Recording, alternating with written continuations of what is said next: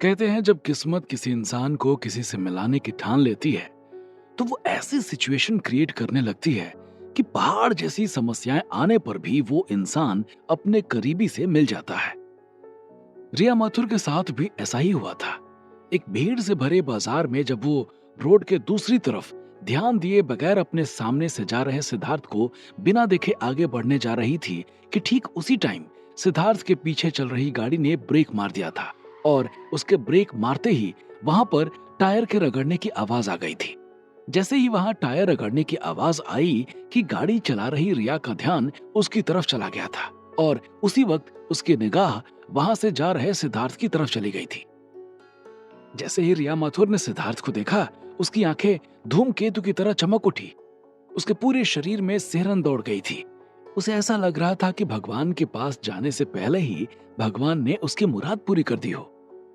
रिया माथुर ने गाड़ी का शीशा खोला और जोर से चिल्ला उठी, सिद्धार्थ, सिद्धार्थ।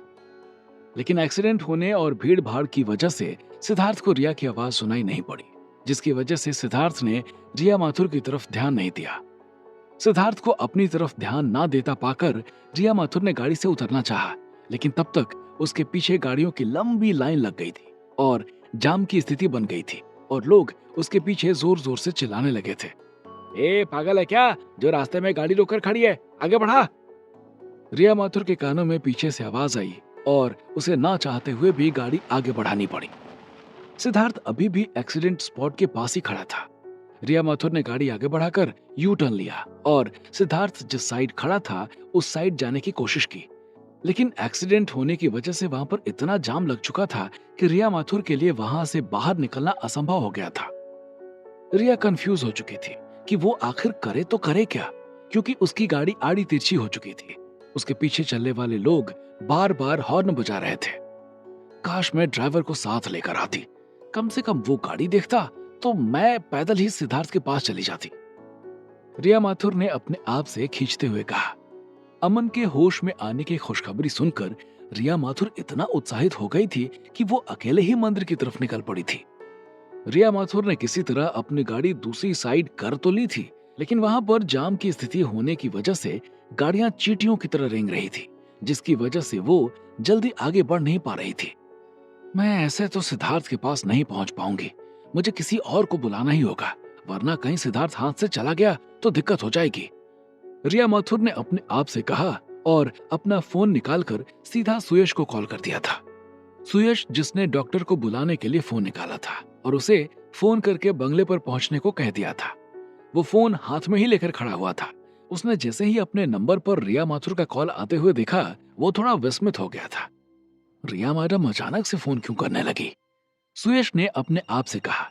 उसके बगल में जगत प्रसाद माथुर भी खड़े हुए थे, लेकिन उनको सुयश की आवाज नहीं सुनाई पड़ी। हाँ मैडम, सुयश ने फोन उठाते हुए कहा। सुयश, मेरी बात सुनो, तुम स्कूटी लो और फट से मेन मार्केट में आओ, सिद्धार्थ यहीं है। रिया ने उतावलेपन से भरी हुई आवाज में सुयश से कहा और जैसे ही रिया ने सुयश से इतना कहा कि सुयश का चेहरा लाल हो गया था। क्या सिद्धार्थ मेन मार्केट में है? सुयश के मुंह से अनायास ही ये बात निकल गई और उसने जैसे ही ये बात कही कि उसके बगल में खड़े जगत प्रसाद माथुर और सामने लेटे अमन नायक दोनों का कलेजा एक साथ धक करके रह गया था। हाँ भाई, अब स्टाम्प पेपर पर लिखवाएगा क्या? जल्दी आ, वरना वो चला जाएगा। और हाँ, स्कूटी से ही आना, यहाँ एक्सीडेंट हुआ है जिसकी वजह से जाम लगा हुआ है। सुयश की बात सुनकर रिया माथुर भड़कते हुए बोली और उसके बाद जल्दी आने का बोलकर फोन काट दिया था। रिया माथुर से ये जानकारी मिलने के बाद सुयश बिना देरी किए वहां से निकलने जा ही रहा था कि तभी जगत प्रसाद माथुर ने उसे रोकते हुए कहा, रुको, मैं भी चल रहा हूँ, हो सकता है कि मेरी जरूरत भी पड़े। और हाँ, बॉस को बता दो कि सिद्धार्थ मिल गया है, वो भी अपनी टीम जल्दी भेजें। जगत प्रसाद माथुर ने सुयश से कहा और उसके बाद दोनों वहां से निकल गए थे। उन दोनों के वहां से जाने के बाद नर्स फिर से बाहर आकर बैठ गई थी और रील्स देखने लगी थी। उन दोनों के वहां से जाने के बाद अमन नायक ने अपनी आंखें खोल ली थी।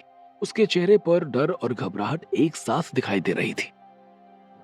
सिद्धार्थ तो राजस्थान में था, फिर ये यहाँ कैसे आ गया है?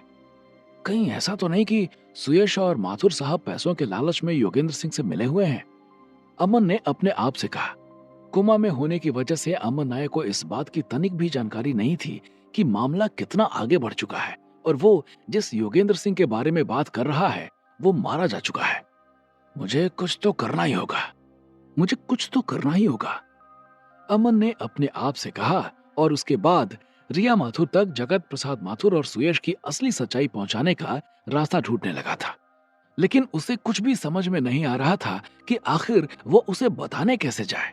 कोमा में पड़े होने की वजह से उसके शरीर में वीकनेस हो रही थी और उसके साथ साथ उसके शरीर से अभी तमाम तरह की जीवन रक्षक मशीनें जुड़ी हुई थी, जिसकी वजह से उसका ऐसे उठना संभव नहीं था।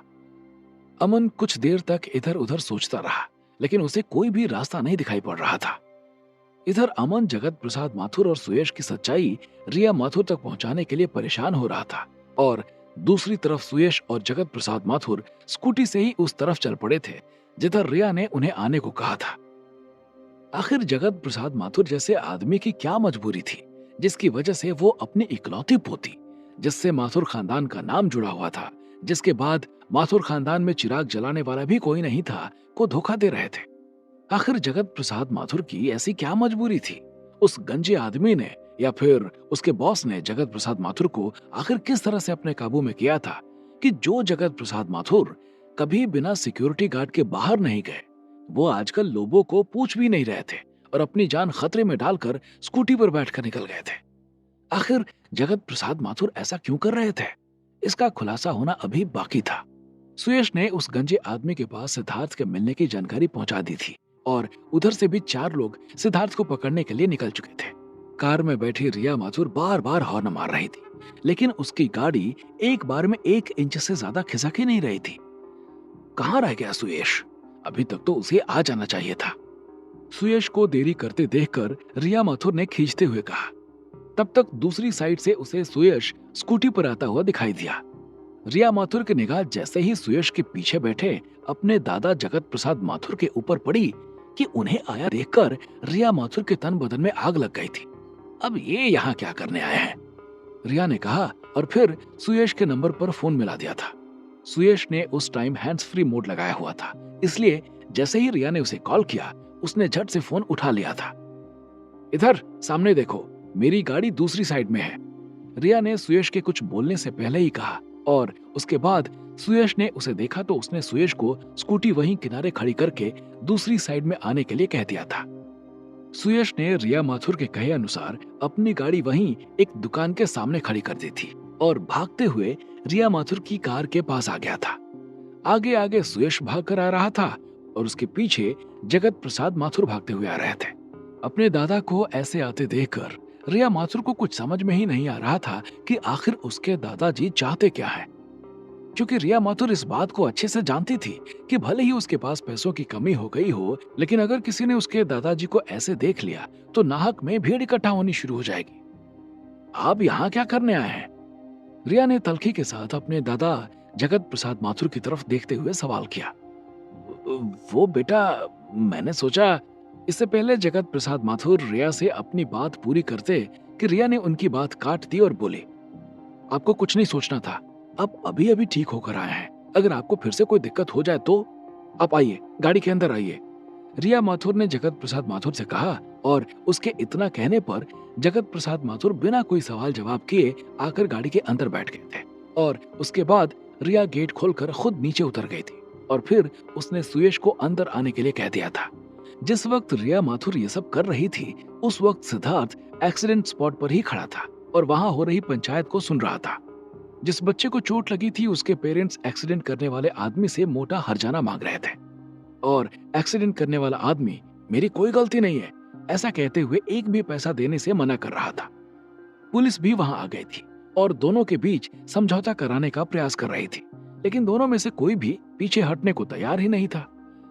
इनका ये नाटक चलता रहेगा सिद्धार्थ भाई, हमें अब निकलना चाहिए वरना लेट हो जाएगा, भिखू ने सिद्धार्थ से कहा और सिद्धार्थ ने हाँ में सिर हिला दिया था और दोनों वहीं से थोड़ी दूर पर खड़ी अपनी बाइक की तरफ चल पड़े थे। जिस वक्त सिद्धार्थ और भिखू बाइक की तरफ जा रहे थे ठीक उसी वक्त रिया उनकी तरफ आ रही थी। यहाँ तक कि रिया को सिद्धार्थ फिर से अपने सामने दिख गया था। सिद्धार्थ को बाइक की तरफ जाता देखकर रिया माथुर को लगा था कि सिद्धार्थ वहां से जा रहा है, इसलिए वो सिद्धार्थ को आवाज लगाते हुए उसकी तरफ दौड़ पड़ी थी। लेकिन वहां इतना ज्यादा शोर हो रहा था कि सिद्धार्थ को रिया माथुर की आवाज सुनाई ही नहीं पड़ी और सिद्धार्थ भीखू के साथ बाइक पर बैठकर वहां से निकल गया था। रिया माथुर ने जब सिद्धार्थ को अपने सामने से जाते हुए देखा तो उसका कलेजा धक करके रह गया था, लेकिन वो कुछ कर नहीं पाई। सिद्धार्थ को वहां से जाते देखकर रिया माथुर झट से पलटी और भागकर अपनी कार के पास पहुंच गई थी। क्या हुआ मैडम, कहाँ है सिद्धार्थ जी? सुयश ने रिया माथुर से कहा। स्कूटी की चाबी दो और गाड़ी निकालकर पीछे आना। मुझे जहां सिद्धार्थ मिलेगा वहां की लोकेशन भेज दूंगी। रिया माथुर ने सुयश से कहा और सुयश ने बिना देरी किए चाबी रिया माथुर को पकड़ा दी थी, क्योंकि वो भी सिद्धार्थ को खोना नहीं चाह रहा था। सुयश से चाबी लेने के बाद रिया माथुर ने स्कूटी उठाई और सिद्धार्थ जिस तरफ गया था उस तरफ दौड़ा दी थी, लेकिन उसका कोई फायदा नहीं हुआ था, क्योंकि सिद्धार्थ वहां से जा चुका था। सिद्धार्थ को अपने हाथों से निकला जानकर रिया माथुर का कलेजा फट कर रह गया था और वो स्कूटी किनारे लगाकर रोने लगी थी। वो काफी दूर तक उस रोड पर गई, लेकिन उसका कोई फायदा नहीं हुआ। अंततः जब रिया माथुर को सिद्धार्थ नहीं मिला तो वो वापस लौट पड़ी थी। रिया माथुर स्कूटी लेकर अबीर टेलीकॉम के सामने से गुजर रही थी, जो कि एक्सीडेंट स्पॉट से 2 कदम आगे दूसरी साइड में मौजूद था, और सिद्धार्थ उसी अबीर टेलीकॉम के अंदर अपने लिए भीखू के साथ मोबाइल ले रहा था। रिया माथुर अबीर टेलीकॉम के सामने से गुजरकर वहां से उस तरफ चली गई थी जहां पर सुयश खड़ा था। रिया माथुर ने यहाँ गलती कर दी थी। जब उसने सिद्धार्थ को वहां से जाते हुए देखा तो उसे लगा कि शायद सिद्धार्थ वहां से निकल गया है और वो वापस दौड़कर चाबी लेने आ गई थी, लेकिन सिद्धार्थ वहां से आगे गया ही नहीं था। वो आगे से यू टर्न लेकर दूसरी साइड आ गया था और अंदर मोबाइल ले रहा था। इस तरह मात्र एक माइनर सी मिस्टेक की वजह से रिया ने सिद्धार्थ को खो दिया था, या दूसरे शब्दों में कहें तो बचा लिया था, क्योंकि अगर रिया माथुर सिद्धार्थ से मिलती तो सिद्धार्थ का वो दुश्मन उस तक पहुंच सकता था जिसके 4 आदमी सुयश की सूचना पर वहां आ रहे थे। क्या होगा अब यहाँ से आगे? क्या रिया और सिद्धार्थ मिलेंगे और सिद्धार्थ को सामना करना पड़ेगा अपने नए दुश्मन से, या फिर सिद्धार्थ निकल जाएगा वहां से बचकर? और कैसे अमन खोलेगा जगत प्रसाद माथुर की पोल? क्या होंगे इन सभी सवालों के जवाब? हमें कमेंट करके जरूर बताएं और आगे की कहानी जानने के लिए सुनते रहिए भूमिपुत्र सिर्फ पॉकेट एफएम पर।